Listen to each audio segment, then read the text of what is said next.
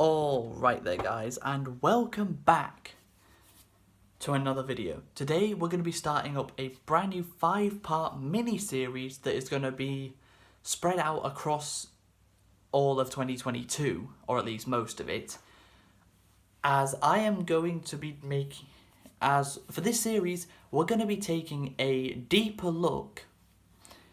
slightly deeper look at the Quintessential Quintuplets. Not the show, the Quintuplets themselves, the girls. We're going to be taking a little bit of a deeper look into the girls as characters. If you remember last year, I made a ranking video on the 5 quints, and I spoke about them for about 3 minutes on average each. It's basically going to be like that, only each quint will get her own specific video, where we look a little bit deeper than what I spoke about in that video. And I'm going to be doing this in order of oldest to youngest. So we start off with Ichika. Let's go. So, of course, we all know Ichika as the big snake of the quintuplets, the backstabber, the one that betrayed Miku right at the end of the 2nd season, just before and then during the Kyoto trip. That's what she's known as. But we need to rewind a little bit and go back to the 1st season of the show to see that the person trying to help Miku in getting closer to Futaro was actually Ichika. If we remember, of course, Yotsuba was also trying to help, but we all know how good she is at helping when it does not involve athleticism. So, to start off with, Ichika was the first person to interact with Futaro after Itsuki. Like, she was the very first quintuplet to actively go up to him and talk to him. Of course, with Itsuki, it was Futaro and Itsuki happened to put their trays down with their food at the very same time, so they were kind of forced to interact. Whereas with Ichika, the very next day, she actively went up to Futaro to talk to him, didn't she? Then, of course, her and Yotsuba figure out that Miku might have feelings for someone, and of course they were right. But the episode that really shows that Ichika was genuinely wanting to be helpful towards Miku when it came to Futaro was in the episode where Futaro stayed over the night.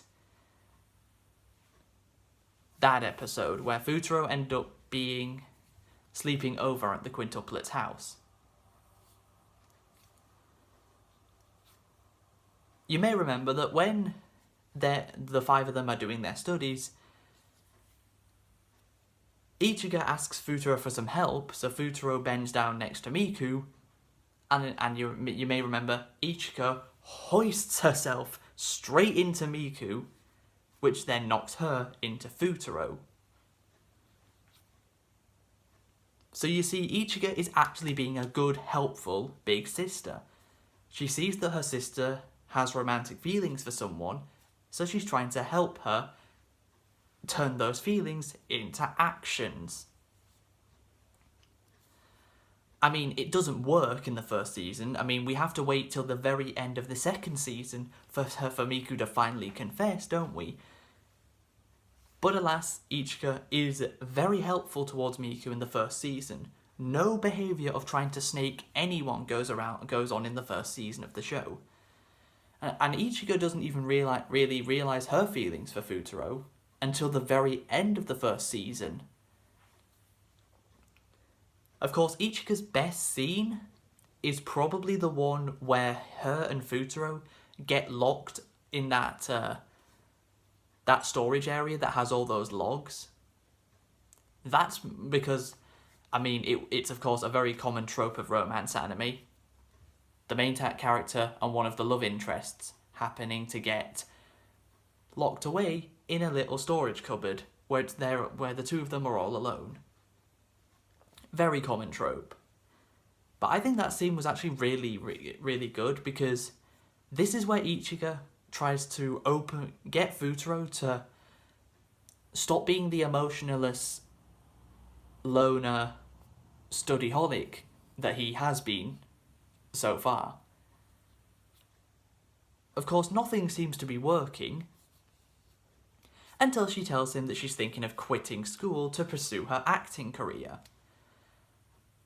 Which finally gets Futaro to wake up and be like, oh, no, we can't be having any of that, Ichika. What do you think you are doing?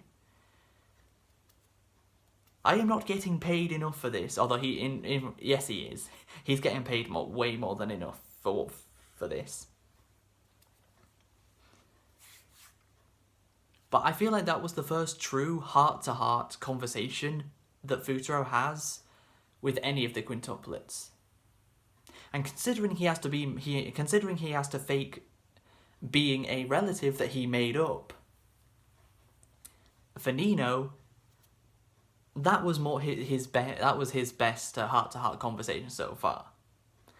I know this doesn't happen, but could you imagine if Quintaro was actually a real relative of Futaro? He wasn't just some made-up guy. And then we finally meet him, and he looks exactly as Futaro does, with the wig on. That would be quite funny, but no, that never happened.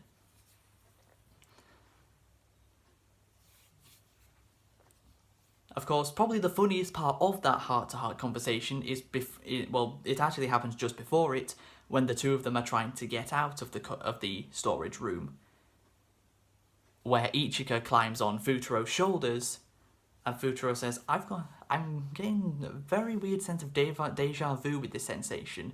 And she's like, hey, you, stop enjoying my thighs. See, Futaro at least understands taste when he gets the chance. And then, of course, the sprinklers turned on, and that's how the two of them finally got out of the storage room. But that heart-to-heart conversation the two of them had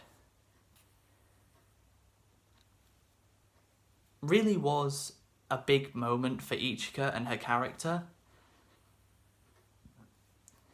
Along with the firework festival earlier in the season, when she has to keep running away from Futaro and the other quintuplets because she's got to practice for her acting gig that she's planning on going to that day. And of course, Futaro finally makes Ichika open up about what she's really doing.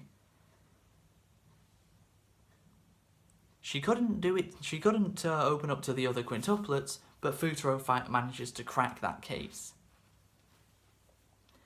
And then they have the scene where they're practicing the lines for the audition that Ichika literally goes off to after they finish rehearsing.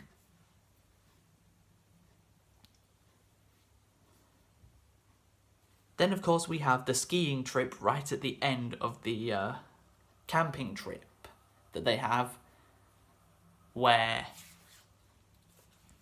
Futaro ends up falling unconscious right at the end when he realises that the person claiming to be Ichika this entire time is really just Itsuki.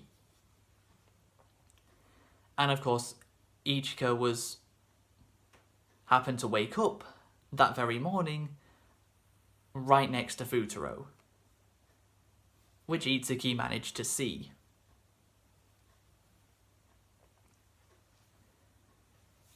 And was a bit freaked out by that, thinking, who is that, and what is she doing that close to Futaro?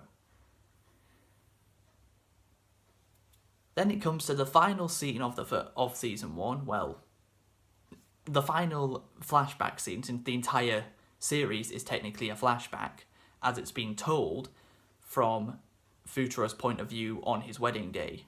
The scene before the wedding day scene at the end of the series, the scene where the 5 quintuplets all sneak into the room Futaro is resting in, and then press the button that turns on the lights, all at the same time. How all 5 of them managed to sneak in there, be in there at the same time, and none of them saw each other, I'll never understand how that one works out. How did they all sneak in there? all manage to be in that room at the same time, with a teacher in the room and not get caught.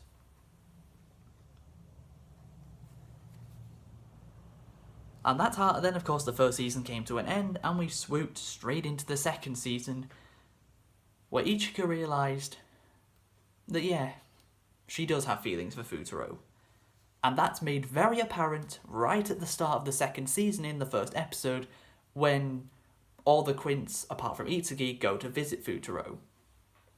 Where Ichika says, "So why did it have to be you?" in her head when she's looking at him. Basically saying that I shouldn't have feelings for you, but for some reason I just do.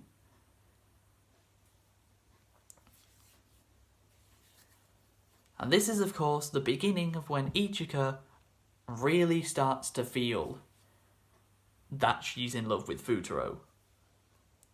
She, of course, plays out in her head how she thinks a date, how those two would be if they were dating, and either Ichika would just spoil Futaro, and somehow Futaro changed his hairstyle and grew a beard. Don't know how quickly he could manage that. Of course, she has the conversation about romance with Nino at their grandpa's hot springs, when Nino is telling Ichika about how much he loves this person, and unfortunately for her, Ichika knows exactly who she's referring to, because when Nino did her confession, Ichika was standing just to the side of was standing in a corner, just hiding away from the kitchen, and she heard it. This is probably the very moment Ichika's snake-like tactics that, of course, I've titled this video, the snake one.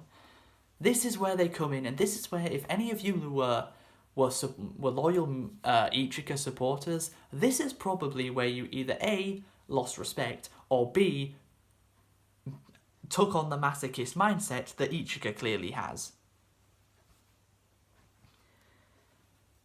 As Ichika tries to convince Nino not to pursue Futaro,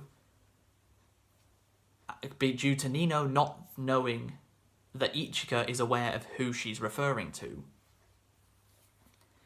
Then, of course, she tries to manipulate the quintuplets by telling them not to get Futaro a birthday present until after exams, hoping that they'll all take the bait and that she will be able to get Futaro a present all by herself and no one else does. Of course, Nino was 4 parallel universes ahead of her, and of course, she got Futaro a present anyway. And then we move on to the final few episodes of the season. Oh, these episodes. I'll definitely watch the quintuplets again this year before the movie releases, so I'll be watching this scene at least one more time before the movie. Where Ichika disguises herself as Miku, tells Futaro that Ichika likes her. Futaro thinks Miku is the one saying that Ichika likes him, but really it's Ichika telling Futaro that Ichika likes him disguised as Miku.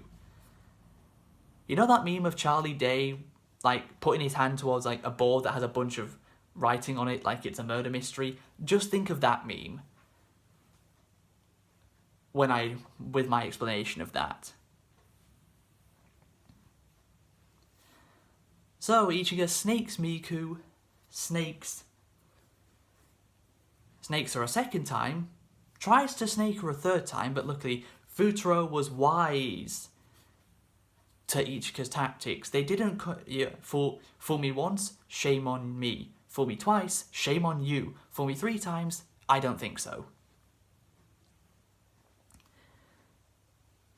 So Futaro gives it to Ichika how she should be taking it, letting her know exactly how he feels about what she has done to Miku, and that it's a pretty horrible thing that she did, even if he went a little too overboard, as he says at the end of Season 2, before Ichika gives him a peck on the cheek, and then the season ends with the first season's opening playing again.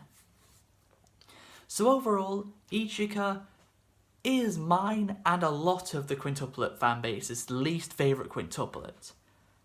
Of course, some of you still think she's the best quintuplet, and that's fine, that you are entitled to that opinion that Ichika is the best quint. I, of course, completely disagree. But that's the beauty of opinions. You don't have to agree. Miku is, of course, my favourite quint, and Ichika may be yours or someone else. So overall, Ichika is a loving big sister towards the other quintuplets, which is great about her. But when she wants to be selfish, she can be really selfish and snake. She would even go as far to snake and backstab her own family. That's a pretty horrible thing to do.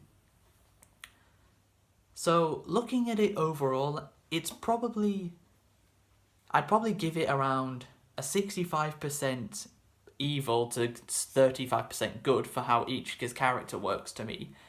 What she did in those final few episodes of the second season does undo quite a bit of the good and helpful work she did for Miku in the first season, since the same person she was helping in season 1, she backstabbed in season 2. But of course, Ichika does get a bit of redemption for her very tearful apology she gave to Miku come the end of the second season, which I really loved.